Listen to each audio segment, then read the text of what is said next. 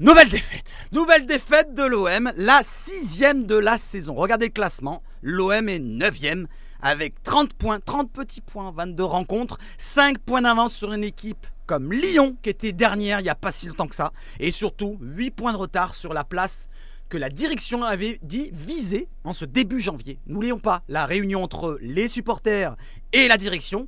Oui, vous inquiétez pas, on va être dans les 4 premiers. Pour l'instant, on n'y est pas, on est très loin du compte. D'ailleurs, si on regarde bien le calendrier qui va arriver derrière, il sera compliqué. Je ne vais pas vous le montrer, mais c'est compliqué. On avait vu la dernière fois 7 matchs sur les 12 derniers qui sont super hyper compliqués. C'est des matchs contre Lille, des matchs contre Lens, des matchs contre Puput, des matchs contre Rennes, des matchs contre je sais plus qui, mais en tout cas, beaucoup de matchs difficiles à jouer.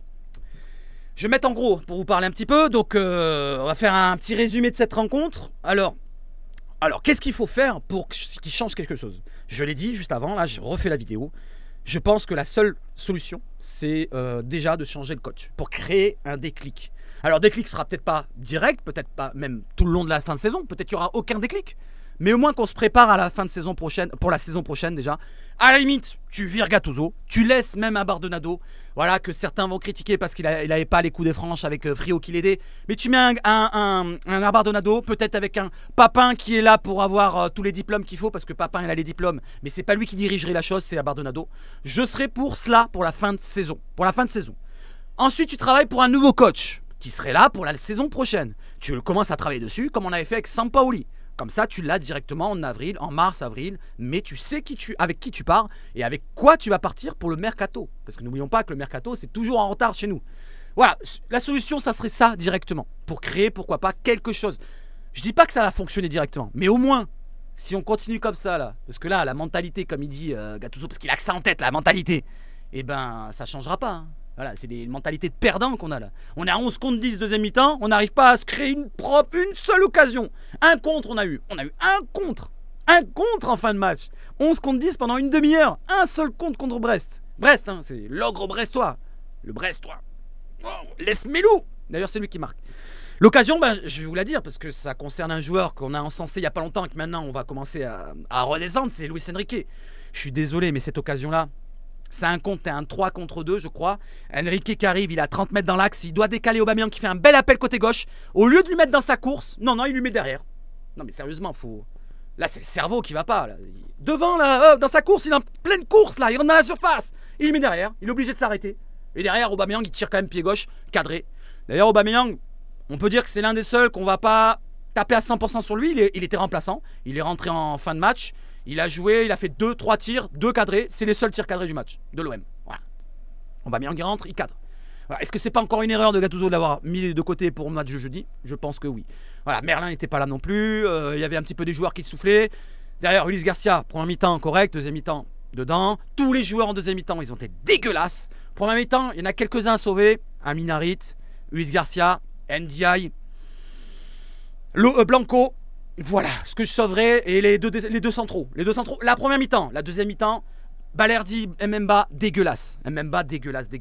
Il est redevenu au niveau des autres. Hein, même niveau, la pourriture. Et Balerdi sur le but. Voilà, il est au fautif autant que Garcia, qui manque sa passe. Onana, qui a un gros cul comme ça, qui pèse 400 kilos. Et Balerdi qui fait la photo. Il est comme ça. Il y a Lesmelou qui arrive face à lui. Au lieu de se mettre dans la course du joueur, de l'écarter un petit peu du but, non. Il fait comme ça, il tend la jambe comme ça et il laisse passer. Il tend la jambe, on voit pas ma jambe, mais il tend juste la jambe, il bouge pas. Et il laisse passer, frappe croisée, but. Bon, les amis, si je devais noter tous les joueurs, ça serait des notes aux alentours des 2-3 pour pratiquement toute l'équipe. Voilà, si on prend la deuxième mi-temps. La première mi-temps, il y en a quelques-uns sauvés, comme je vous l'ai dit. Mais moi, je reste sur la deuxième mi-temps parce que c'est la fin de match et on reste sur ça. On est à 11 contre 10. On n'arrive pas cette saison. Voilà, c'est la combien de fois qu'on n'arrive pas? Metz, Nantes, Monaco et j'en passe. La seule victoire qu'on a d'ailleurs, c'est contre l'Ajax, je crois. 4-3, il me semble. 4-3, c'est pas 4-1, 4-2. Donc il y a quand même des difficultés. Il y a des difficultés cette année. Et je pense que si le coach, malheureusement pour lui, après je m'en fous, hein, il reste. Et si on arrive à remonter, pourquoi pas avec lui? Moi, je demande pas à ce qu'il parte directement, si ça fonctionne pas. Si ça fonctionne pas, autant qu'on le garde. Mais si on peut se dire que ça peut fonctionner, ça pourrait créer quelque chose, autant le virer. C'est le déclic le plus simple. Après, est-ce que c'est simple pour la direction?